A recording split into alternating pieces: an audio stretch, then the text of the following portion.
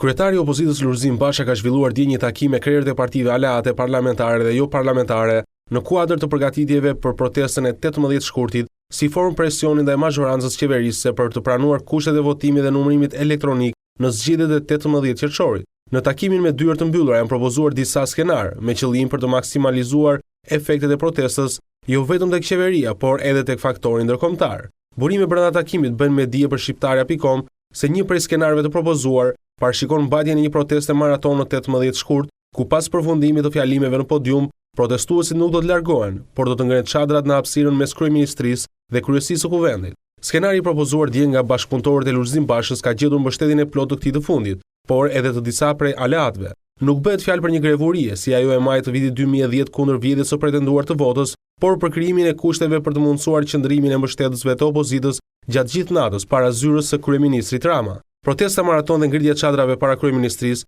ka qenë propozim i dominuar në mbledhjen e dieshme, por në takim janë hedhur edhe opsione të tjera. Megjithatë do të ketë një vendim të dytë, i cili do të përcaktojë përfundimisht modalitetet dhe natyrën e protestës së 18 shkurtit. Gazeta Shqiptarja.com shkruan në numrin e sotëm se opozita ka ngritur një shtab për mbarvajtjen e protestës së 18 shkurtit.